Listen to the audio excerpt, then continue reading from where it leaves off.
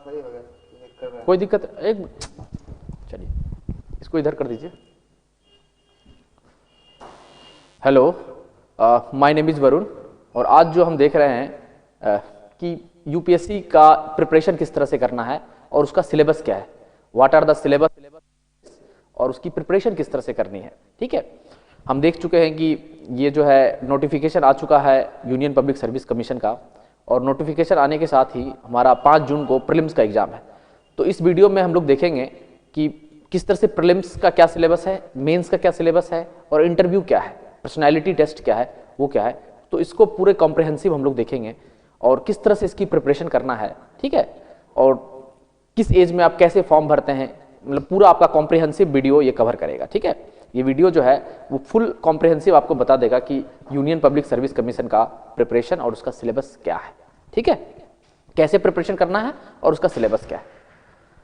ये आपका जो वीडियो है ये सिलेबस को दर्शाता है कि यूनियन पब्लिक कमीशन का जो सिलेबस किस तरह का है। अगर आप देखें तो सबसे पहले हम देखते हैं कि यूनियन पब्लिक सर्विस कमीशन के लिए क्वालिफिकेशन क्या है। अगर आपको यूपीएससी का सीएस सिविल सर्विस एग्जामिनेशन का फॉर्म भरना है, सिविल सर्विस एग्जामिनेशन का अगर आपको फॉर्म भरना है तो आप मिनिमम क्वालिफिकेशन क्या है, मिनिमम क्वालिफिकेशन जो है वो ग्रेजुएशन होना चाहिए। अगर आपको सिविल सर्विस एग्जामिनेशन का फॉर्म फिलअप करना है तो मिनिमम क्वालिफिकेशन जो है वो आपका ग्रेजुएशन होना चाहिए, स्नातक होना चाहिए। वो किसी भी सब्जेक्ट से हो सकता है और किसी भी स्ट्रीम में हो सकता है। ठीक है, किसी भी स्ट्रीम से आप ग्रेजुएशन आपका होना चाहिए, स्नातक होना चाहिए। दूसरा है कि आपका मिनिमम एज जो है वो 1 अगस्त को 21 साल पूरा हो जाना चाहिए। जो मिनिमम एज है वो 1 अगस्त को 21 साल पूरा हो जाना चाहिए। ये दूसरा क्वालिफिकेशन है, दूसरा क्राइटेरिया है।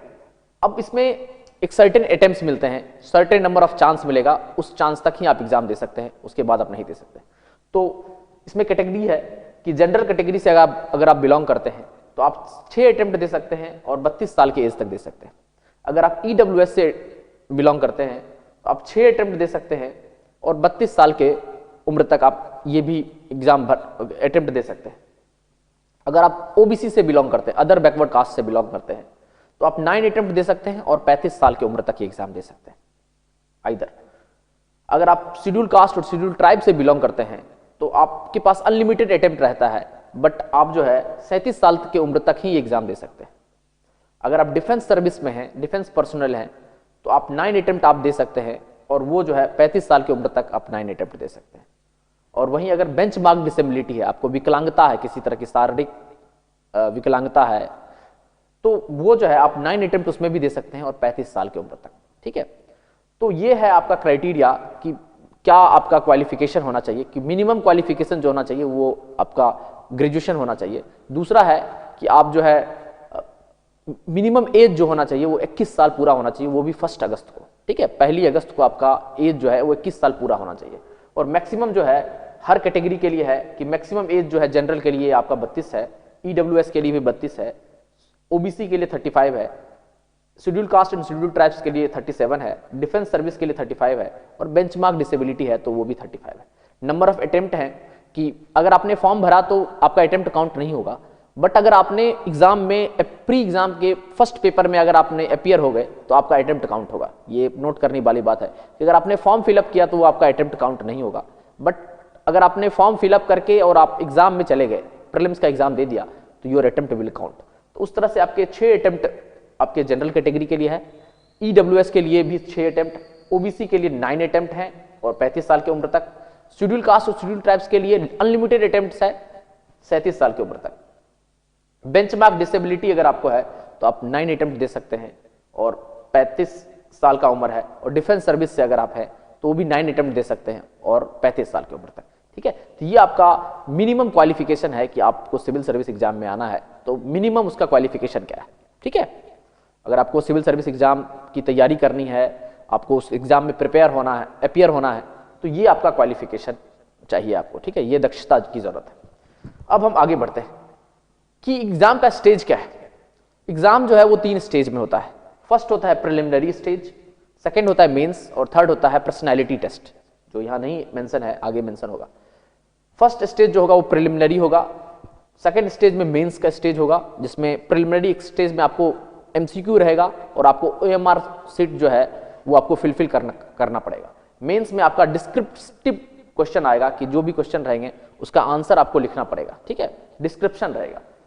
तो जनरल स्टडीज में प्रीलिम्स में दो पेपर होते हैं, एक होता है जनरल स्टडीज का और दूसरा होता है जनरल स्टडीज 2 उसको बोलते हैं, that is CSAT, civil service aptitude test.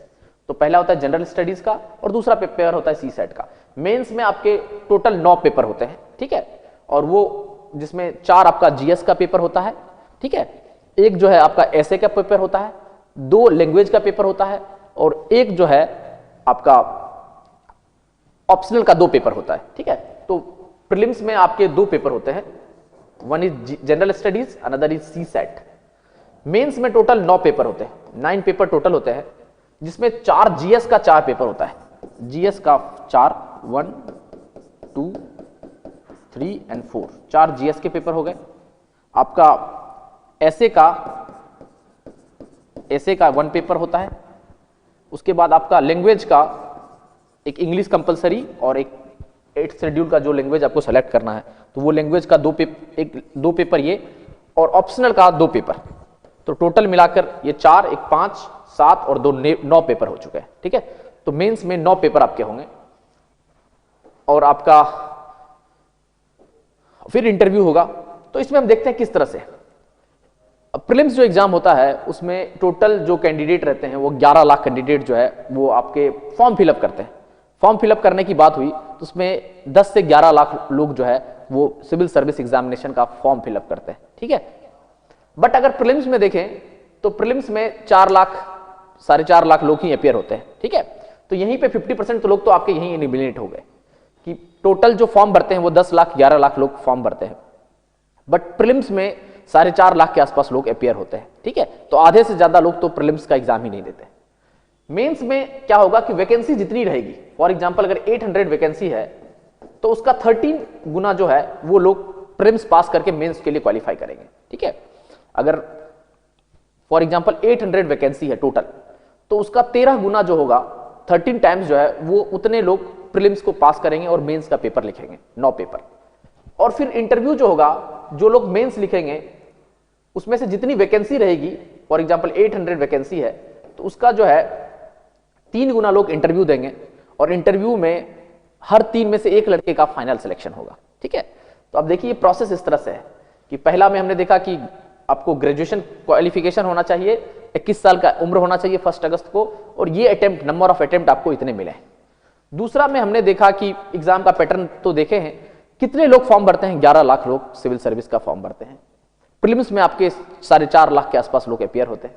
Mains में 13 लाख, सॉरी, मेंस में आपके जितनी वैकेंसी रहेगी, जितनी वैकेंसी, फॉर एग्जांपल 800 अगर वैकेंसी है तो उसका 13 टाइम्स, 13 गुना लोग मेंस के लिए क्वालिफाई करेंगे। फॉर एग्जांपल प्रीलिम्स का एग्जाम पास करेंगे, वो मेंस के लिए क्वालिफाई करेंगे। और फिर जो लोग मेंस लिखेंगे उसमें जितनी वैकेंसी रहेगी, फॉर एग्जांपल 800 वैकेंसी है तो उससे 3 गुना लोग जो है वो मेंस के एग्जाम के लिए, इंटरव्यू के लिए पास करेंगे, ठीक है। और फाइनल जो होगा वो इंटरव्यू में हर 3 में 3 लड़का इंटरव्यू देगा तो उसमें से एक लड़का जो है वो सेलेक्ट होगा, ठीक है, 2 डिस्क्वालीफाई होगा। तो ये आप देखेंगे तो जो परसेंटेज आएगा वो बिल्कुल बहुत कम आएगा, बहुत निग्लिजिबल परसेंटेज जो आएगा पासिंग रेट है। बट इस एग्जाम का कुछ अलग औदा है अगर आप पास करते हैं तो, क्योंकि ये इंडिया का सबसे प्रेस्टीजियस एग्जाम है, भारत का सबसे प्रेस्टीजियस, इज्जतपूर्ण एग्जाम परीक्षा है, और अगर आप पास करते हैं तो इंडिया के ब्यूरोक्रेसी के सबसे बड़े पायदान पे आप पहुंचते हैं। अगर आप एग्जाम का पैटर्न आप देखते हैं, एग्जाम के पैटर्न में देखें तो प्रिलिमिनरी एग्जाम में मैंने बताया था कि 4.5 लाख लोग शामिल होते हैं, मतलब 10 लाख लोगों ने फॉर्म भरा, 10 लाख लोगों ने फॉर्म भरा और 4.5 लाख लोग जो है वो प्रिलिमिनरी एग्जाम में अपियर होते हैं। तो उसके 2 पेपर होते हैं, एक होता है जनरल स्टडीज 1 और अनदर होता है general studies 2, that is known as CSAT, civil service aptitude test, ठीक है, that is known as CSAT. General studies में आपके 100 क्वेश्चन रहेंगे और आपका 200 मार्क्स का होता है, ठीक है। जनरल स्टडीज पेपर 1 में 100 क्वेश्चन रहेंगे, 200 मार्क्स का होगा और इससे आपका कट ऑफ डिसाइड होगा कि क्या आप प्रीलिम्स पास किए हैं नहीं, ठीक है। 100 क्वेश्चन 200 मार्क्स और इससे आपका कट ऑफ डिसाइड होगा कि क्या आप प्रीलिम्स पास किए हैं नहीं। इसका जो टाइमिंग होता है एग्जाम का टाइमिंग ऑल इंडिया में 9:30 AM से 11:30 AM तक ही आपका एग्जाम होगा, ठीक है। ये आपका टाइमिंग है एग्जाम का।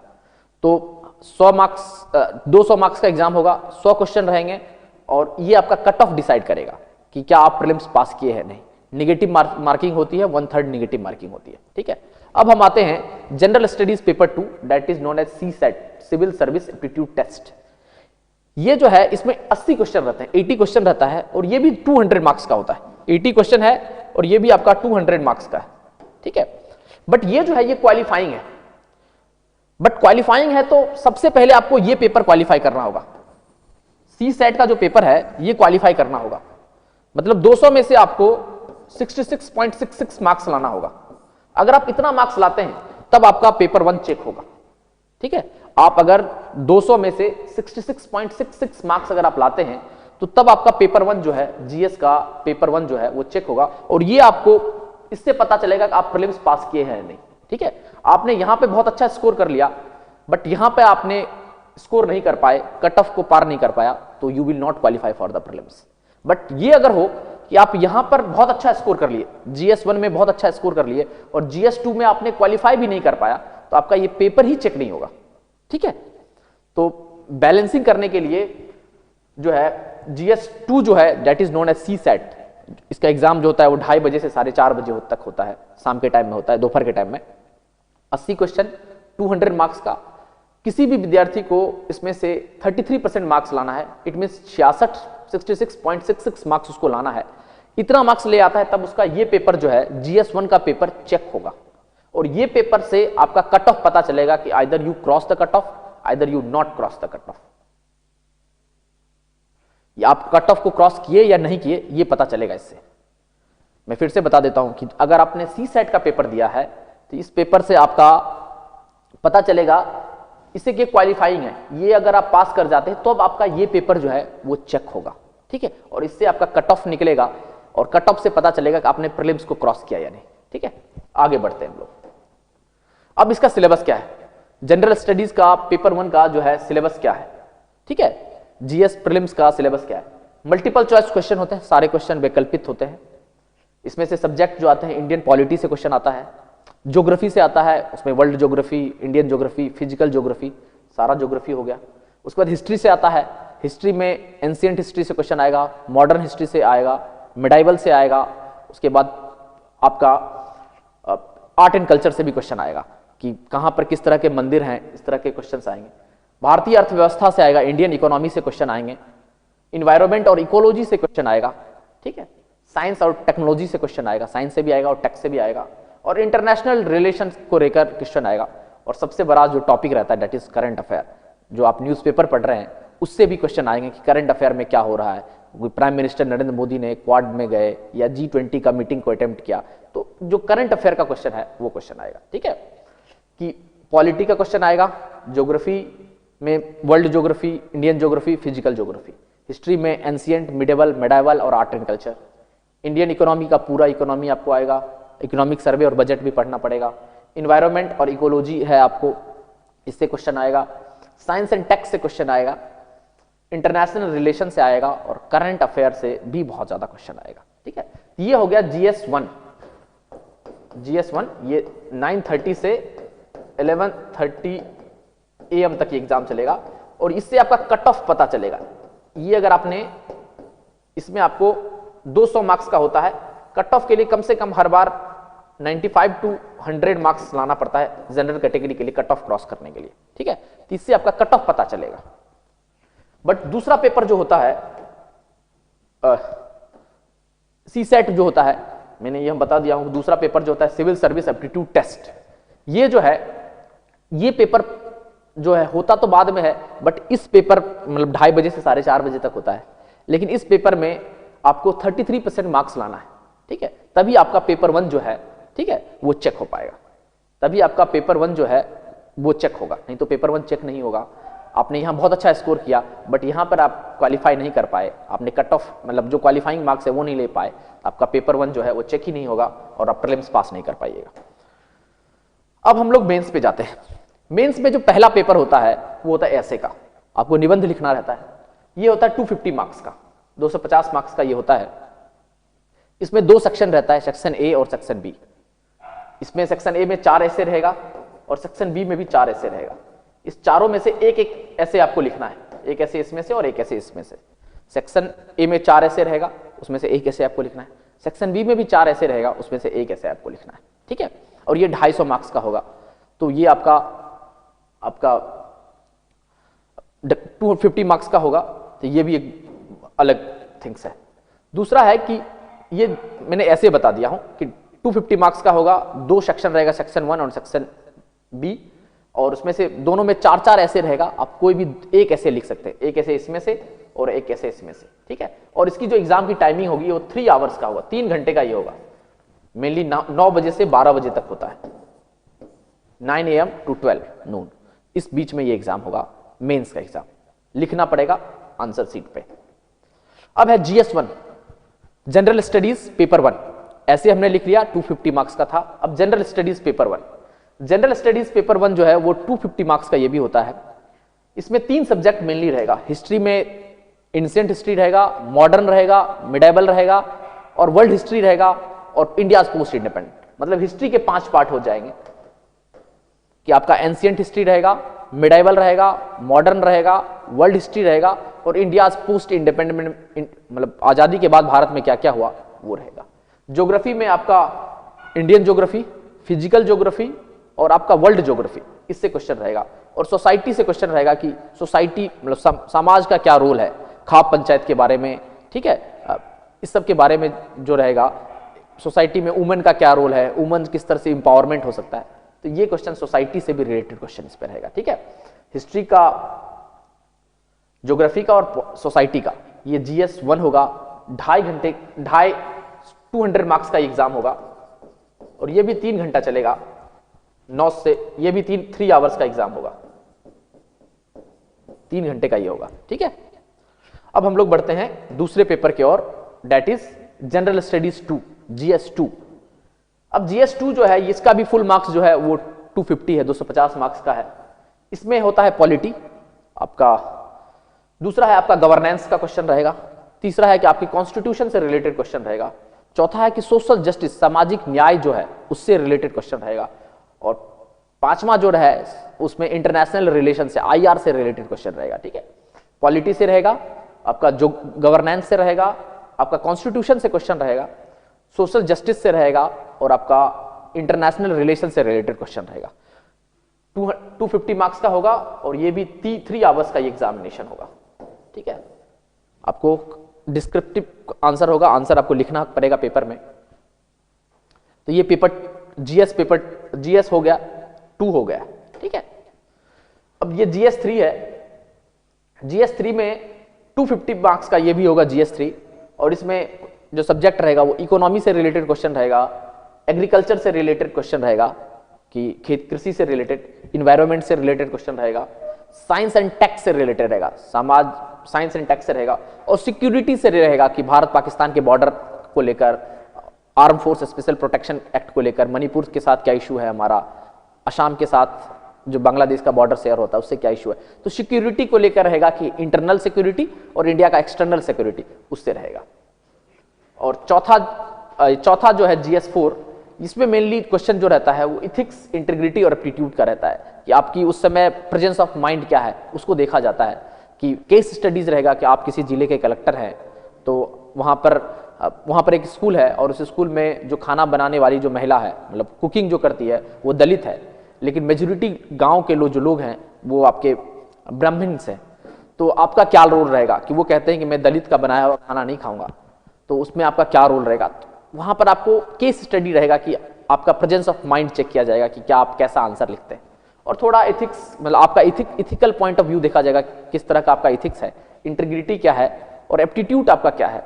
तो ये आपका रहेगा जनरल स्टडीज पेपर 4, ठीक है।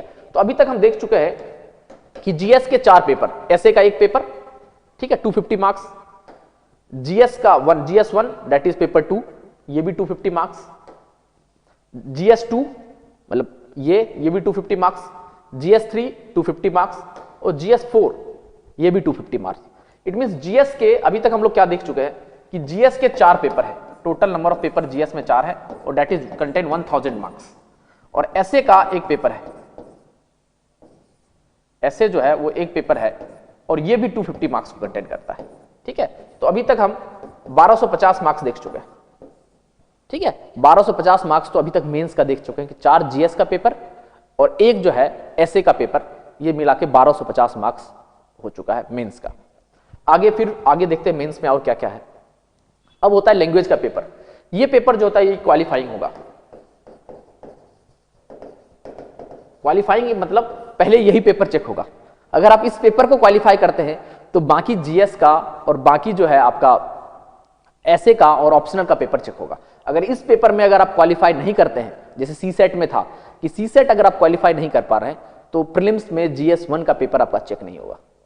तो सेम उसी तरह है कि ये लैंग्वेज का जो पेपर है, अगर इसको अगर आप क्वालिफाई नहीं कर पाते हैं, ठीक है, तो आपका जो है जीएस का 4 पेपर, ऐसे का और ऑप्शनल का पेपर, मतलब 7 जो पेपर है वो पेपर चेक नहीं होगा। मतलब आपका रिजल्ट जो होगा यू आर नॉट पास्ड। तो एक तो होता है इंग्लिश कंपलसरी है कि सभी लोगों को इंग्लिश का क्वेश्चन आएगा, इंग्लिश लैंग्वेज का। उसमें से 300 मार्क्स में से आपको 100 मार्क्स लाना है। ठीक है, 300 मार्क्स में आपको 100 मार्क्स लाना है। और दूसरा है एनी इंडियन लैंग्वेज, कोई भी भारतीय लैंग्वेज जो है वो, उसमें से ये भी 300 मार्क्स का होगा और उसमें से 100 मार्क्स आपको लाना होगा। तो इंग्लिश लैंग्वेज में भी आपको 100 मार्क्स लाना होगा और इंडियन लैंग्वेज में भी आपको 100 मार्क्स लाना होगा। कोई भी इंडियन लैंग्वेज जो 18 शेड्यूल का जो लैंग्वेज है, 8 शेड्यूल का, सॉरी 18 मैंने गलती बोल दिया, 8 शेड्यूल का जो लैंग्वेज है, उस लैंग्वेज में का जो पेपर होगा उसमें से 300 मार्क्स में से आपको 100 मार्क्स यहां लाना होगा और 100 मार्क्स कम से कम यहां लाना होगा, तभी आपका बाकी जीएस का पेपर चेक होगा। अदरवाइज आपका बाकी जीएस का पेपर चेक भी नहीं होगा। ठीक है, तो ये भी काफी टफ जॉब है कि आपको इंग्लिश भी क्वालिफाई करना है और जो आपका आपने इंडियन लैंग्वेज लिया, फॉर एग्जांपल आपने हिंदी लिया, तो हिंदी भी आपको क्वालिफाई करना है, तभी आपका बाकी जीएस का पेपर और ऐसे का पेपर चेक होगा। ठीक है, तो ये क्वालिफाइंग है। जिस तरह से सी सेट हमने देखा था जीएस पेपर 2 प्रीलिम्स का, that is C set, civil service aptitude test, maths के क्वेश्चन रहते हैं, रीजनिंग रहता है और कॉम्प्रिहेंसिव रहता है। उसमें से 200 मार्क्स में से सी सेट में हमने देखा था 200 मार्क्स में से आपको 66.66 मार्क्स लाना था। उसी तरह से इसमें से 300 मार्क्स में से 100 मार्क्स आपको लाना है, तभी आपका पेपर चेक होगा, अदरवाइज मेंस का पेपर चेक नहीं होगा। ठीक है, अब हम लोग देखते हैं ऑप्शनल का पेपर होता है। अब इसमें स्टूडेंट को कंफ्यूजन रहता है कि ऑप्शनल सब्जेक्ट कौन सा लें। बहुत सारे लोगों को यह कंफ्यूजन रहता है कि जिस सब्जेक्ट से मैंने ग्रेजुएशन किया, क्या वही सब्जेक्ट ऑप्शनल रहेगा या दूसरा भी हो सकता है। तो मैं आपको बता दूं कि जो सब्जेक्ट आपको सूट करे, जिस सब्जेक्ट से आपने ग्रेजुएशन किया, आप वो भी सब्जेक्ट को अपना ऑप्शनल सब्जेक्ट रख सकते हैं या दूसरा सब्जेक्ट भी आप ऑप्शनल रख सकते हैं। For example, I took graduation in zoology but I had taken political science is my optional subject. ठीक है, किसी ने इंजीनियरिंग किया है और वो चाहे तो सोशियोलॉजी ले सकता है, वो साइकोलॉजी ले सकता है, वो फिलॉसफी ले सकता है, वो ज्योग्राफी ले सकता है। तो ऑप्शनल पेपर कोई भी ले सकता है। ठीक है, या आपका ग्रेजुएशन का सब्जेक्ट भी आप ले सकते हैं और ग्रेजुएशन सब्जेक्ट को छोड़ करके आपका ग्रेजुएशन सब्जेक्ट अगर आपको रुचि उसमें नहीं है तो आप दूसरा सब्जेक्ट जो यूपीएससी ने प्रिस्क्राइब किया है वो सब्जेक्ट भी ले सकते हैं। तो ऑप्शनल के 2 पेपर होते हैं, एक होता है पेपर 1 और एक होता है पेपर 2। Another is paper 2। ये पेपर 2 है। एक है जीएस, सॉरी ऑप्शनल का पेपर 1 और पेपर 2। पेपर 1 जो है वो 250 मार्क्स का है, 250 मार्क्स का, और पेपर 2 जो है ये 250 मार्क्स का है। इट मींस ऑप्शनल जो है वो 500 मार्क्स का ऑप्शनल हो गया। ठीक है, 500 मार्क्स का आपका ऑप्शनल हो गया, जिसमें 2 सब पेपर है, पेपर 1 और पेपर 2, जिसमें 2 पेपर है, पेपर 1 एंड पेपर 2। ठीक है, question any language? Yes, English भी ले सकते हैं आप। इंग्लिश तो एक तो इंग्लिश का कंपलसरी पेपर है, दूसरा है कि आप इंग्लिश भी ले सकते हैं, दूसरा लैंग्वेज में आप इंग्लिश भी ले सकते हैं। आगे हम लोग बढ़ते हैं।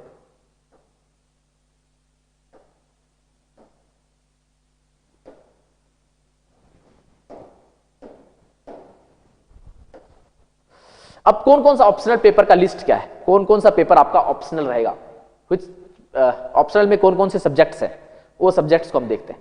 आपका एग्रीकल्चर है ऑप्शनल में, Indian animal husbandry and veterinary science ये आपका ऑप्शनल है, एंथ्रोपोलॉजी है वो आपका ऑप्शनल है, बॉटनी आपका ऑप्शनल सब्जेक्ट आप ले सकते हैं, केमिस्ट्री आप ऑप्शनल ले सकते हैं, सिविल इंजीनियरिंग आप ऑप्शनल ले सकते हैं, कॉमर्स और अकाउंटेंसी है वो आप ऑप्शनल ले सकते हैं, इकोनॉमिक्स जो है उस सब्जेक्ट को आप ऑप्शनल सब्जेक्ट ले सकते हैं, इलेक्ट्रिकल इंजीनियरिंग जो है उसको भी आप ऑप्शनल सब्जेक्ट ले सकते हैं, वैकल्पिक विषय, ज्योग्राफी जो है उसको भी आप वैकल्पिक विषय ले सकते हैं, ऑप्शनल सब्जेक्ट ले सकते हैं। 11th है कि जियोलॉजी, आप उसको भी ले सकते हैं ऑप्शनल सब्जेक्ट, हिस्ट्री को ले सकते हैं, ठीक है, हिस्ट्री जो है उसको भी आप वैकल्पिक विषय ले सकते हैं, लॉ ले सकते हैं, मैनेजमेंट को ले सकते हैं, मैथमेटिक्स को ले सकते हैं, मैकेनिकल इंजीनियरिंग को ले सकते हैं ऑप्शनल सब्जेक्ट, अगर एमबीबीएस है तो मेडिकल साइंस को भी ले सकते हैं, फिलॉसफी ले सकते हैं, फिजिक्स को ले सकते हैं, political science and international relation PSIR है उसको ले सकते हैं, साइकोलॉजी ले सकते हैं, पब्लिक एडमिनिस्ट्रेशन ले सकते हैं, सोशियोलॉजी ले सकते हैं और जूलॉजी ले सकते हैं। ये आपका 24 जो है वो आपके सब्जेक्ट के जो पेपर है उसमें से किसी भी पेपर को आप ऑप्शनल ले सकते हैं, या तो आपके ग्रेजुएशन का सब्जेक्ट इसमें से है तो उसको ले सकते हैं, अगर ग्रेजुएशन का सब्जेक्ट नहीं है तो आप कोई भी सब्जेक्ट ले सकते हैं। For example I had done my graduation in zoology but मैंने पॉलिटिकल साइंस ऑप्शनल लिया है तो मैं ले सकता हूं। किसी ने मैथमेटिक्स से ग्रेजुएशन किया है बट उसकी रुचि जो है वो ज्योग्राफी में अच्छी दिख रही है, उसको ज्योग्राफी लग रहा है कि मुझे जीएस में भी मदद करेगा और मैं अच्छे से इसको कर सकता हूं, तो वो ज्योग्राफी ले सकता है। बट किसी ने अगर केमिस्ट्री से ग्रेजुएशन किया है और उसकी इच्छा है, श्रद्धा है कि मैं केमिस्ट्री ही लूं, तो ही कैन टेक। ठीक है, ये 24 तो आपके सब्जेक्ट पेपर हो गए। उसके बाद आप लैंग्वेज पेपर भी ऑप्शनल ले सकते हैं।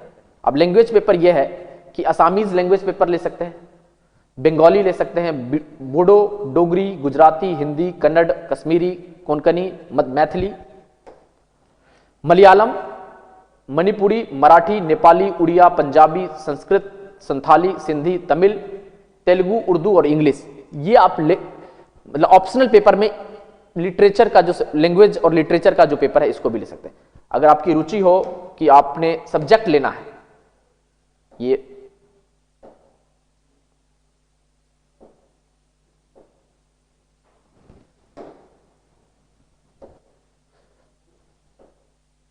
अगर आप ये 24 सब्जेक्ट अगर आपको लेना है तो आप उस सब्जेक्ट का ले सकते हैं। Definitely you can take this 24 subject, या इसमें से कोई सब्जेक्ट अगर आप नहीं लेना चाहते अपना वैकल्पिक विषय, तो आप चूज कर सकते हैं इधर ये लिटरेचर का जो पेपर है, लिटरेचर सब्जेक्ट जो है, चाहे असामी लिटरेचर, बंगाली, बोडो, डोगरी, गुजराती, हिंदी, कन्नड़, कश्मीरी, कोंकणी, मराठी,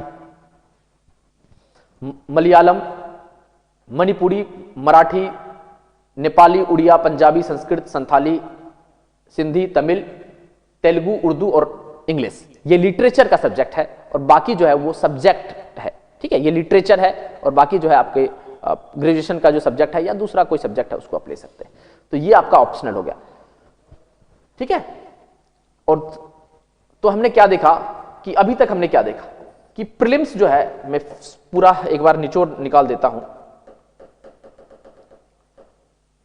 कि मैंने अभी तक हमने क्या देखा कि मिनिमम क्वालिफिकेशन जो है इस एग्जाम को देने के लिए आपका ग्रेजुएशन होना चाहिए, आप स्नातक होना चाहिए और कम से कम 21 साल की उम्र होना चाहिए, वो भी 1 अगस्त को आपका 21 साल का उम्र पूरा हो जाना चाहिए। आपके ये अटेम्प्ट हैं कि आप जनरल कैटेगरी से हैं तो 6 अटेम्प्ट, 32 साल की उम्र तक आप 6 अटेम्प्ट दे सकते हैं।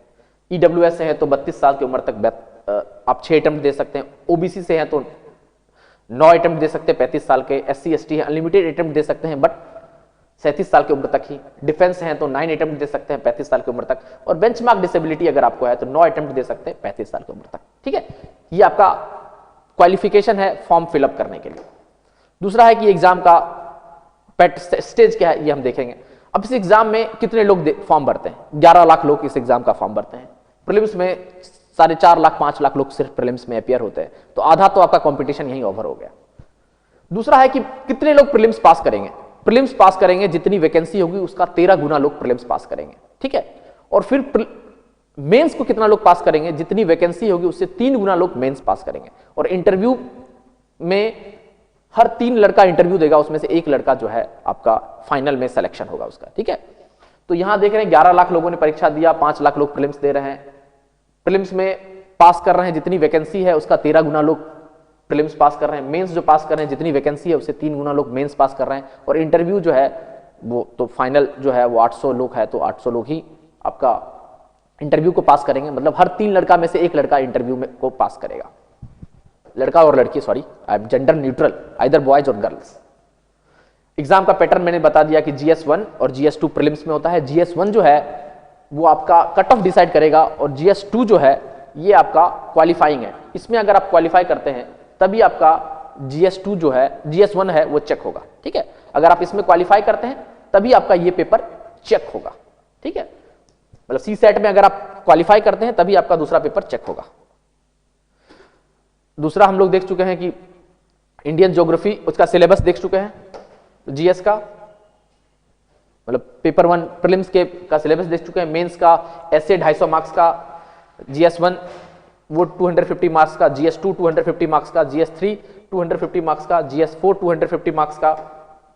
लैंग्वेज में इंग्लिश लैंग्वेज कंपलसरी है और एनी इंडियन लैंग्वेज आपको लेना है, ठीक है। कोई भी भारतीय भाषा जो है उसमें से एक भाषा आपको सेलेक्ट करना है और इस दोनों में क्वालिफाई करना है। 300 मार्क्स में से 100 मार्क्स और यहां भी 300 मार्क्स में से 100 मार्क्स। अगर इतना मार्क्स अगर आप नहीं ले पाए, 300 मार्क्स में से 100 मार्क्स अगर आप नहीं ला पाए, ठीक है, तो आपका बाकी जो मेंस का पेपर है वो चेक ही नहीं होगा, ठीक है। जिस तरह से CSAT में हमने देखा था कि CSAT का पेपर क्वालिफाई नहीं कीजिएगा तो GS1 का पेपर आपका जो है प्रीलिम्स का वो चेक नहीं होगा। सेम उसी तरह अगर आपने इस दोनों पेपर को क्वालिफाई नहीं किया तो आपका पेपर चेक नहीं होगा। और फिर हमने ऑप्शनल में 250 और 250 मार्क्स का आपका ऑप्शनल सब्जेक्ट था, ठीक है।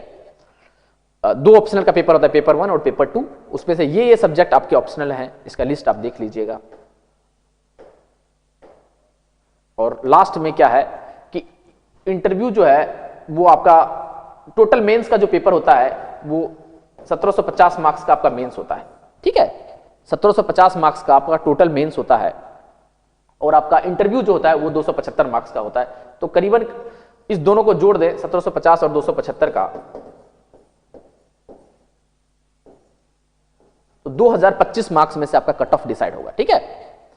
कि मेंस जो है वो 1750 मार्क्स का मेंस का GS का 4 पेपर, एक ऐसे का और 2 ऑप्शनल का पेपर, ये मिला करके आपका 1750 मार्क्स ये हुआ। और इंटरव्यू जो है वो 275 मार्क्स का होता है, मतलब और इसमें से जितना आपका जो फाइनल रैंकिंग जो आएगा ये 250 मार्क्स में से ज्यादातर टाइम ये 50% मार्क्स अगर आपने ले आया तो आपकी रैंकिंग के हिसाब से आपको मिल जाएगा। और अगर आपकी रैंकिंग अच्छी आती है, if you selected in all India service, अगर आप अखिल भारतीय सेवा में अपने आप को सेलेक्ट हो जाता है, आपका अखिल भारतीय सेवा मतलब IAS, IPS और IFOS, Indian forest service, Indian administrative service, Indian police service और इंडियन फॉरेस्ट सर्विस में अगर आपका सिलेक्शन होता है, that is the all India service, अखिल भारतीय सेवा, तो उसकी एक अलग ही बात है क्योंकि आप सेंटर और स्टेट के बीच में काम करते हैं। और बाकी जो सर्विस है, IRS है, IRTS है, ठीक है, ये सर्विस भी है, ये भी अगर आपको मिलता है तो ये भी काफी है। मतलब ये जो एग्जाम है वो इंडिया का सबसे प्रेस्टीजियस एग्जाम है, that is conducted by UPSC। ये UPSC के द्वारा कंडक्ट होता है और इस एग्जाम का नाम है सिविल सर्विस एग्जामिनेशन, ठीक है। प्रशासनिक सेवा जो है ये है। और अगर आप ऑल इंडिया सर्विस में सेलेक्ट होते हैं तो उसकी एक अलग एडवांटेज है सेंटर और स्टेट में, और उसका एक दूसरा एडवांटेज है कि आर्टिकल 312 जो कॉन्स्टिट्यूशन का है वो आपको पावर देता है कि आपको president of India he service से निकाल सकता है, दूसरा कोई पर्सन आपको सर्विस से नहीं निकाल सकता। कि अगर आप अखिल भारतीय सेवा में IAS, IPS और IFS में सेलेक्ट होते हैं तो आपको सिर्फ प्रेसिडेंट ऑफ इंडिया ही आपको सर्विस से निकाल सकता है, बाकी कोई पर्सन सर्विस से आपको नहीं निकाल सकता। ये उसका एडवांटेज है, ठीक है। तो हम देख चुके हैं, एक वीडियो में बना चुका हूं कि अखिल भारतीय सेवा ऑल इंडिया सर्विस का क्या एडवांटेज है, इस पर मैं एक वीडियो बना चुका हूं, तो मैं कमेंट सेक्शन में उसका लिंक जो है मैं दे दूंगा, तो ये आपको काफी ज्यादा हेल्पफुल रहेगा, ठीक है। तो आज के लिए इतना ही। तो मैंने पूरा सिलेबस बता दिया कि UPSC जो एग्जाम कंडक्ट कराता है सिविल सर्विस एग्जामिनेशन का, IAS, IPS और अदर सर्विस के लिए, तो उसका क्या सिलेबस है, किस तरह से उसकी प्रिपरेशन की जाए, ठीक है। और ये इंडिया का सबसे प्रेस्टीजियस सर्विस है और दुनिया का 2nd नंबर का टफेस्ट एग्जाम है, ठीक है। इंडिया की सबसे इज्जतदार सर्विस है क्योंकि आप इंडिया के ब्यूरोक्रेट बनते हैं, मतलब you came in the policy formulation and policy implementation. अगर आप सेक्रेटरी पोस्ट पे जाते हैं तो आप पॉलिसी को फॉर्मुलेट करते हैं, बट अगर आप डिस्ट्रिक्ट कलेक्टर के पोस्ट पे जब रहते हैं शुरू में तो आप पॉलिसी को इंप्लीमेंट करते हैं। तो आप सोसाइटी में बहुत बड़ा चेंजेस ला सकते हैं if you selected in the examination.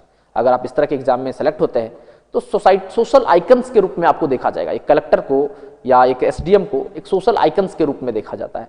तो आप सोसाइटी के लिए बहुत अच्छा, आप मतलब that is the one of the quote that is I think Swami Vivekananda का कोट है कि service to man is service to God. जो आदमी का जो सेवा है, मनुष्य का जो सेवा है, वो भगवान के सेवा के बराबर है। Service to man is service to God.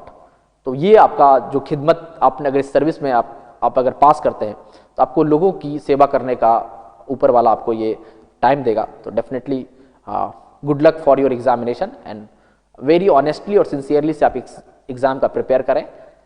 आप आने वाले 1 साल 2 साल में जब भी आप देना चाहिए इस एग्जाम को, तो इस तरह से प्रिपरेशन है और इस तरह से सिलेबस है for the welfare of you. I had recorded this video on the behalf of Aditya civil service. ठीक है, like this channel, subscribe and thank you so much for your patience listening. ठीक है, थैंक यू।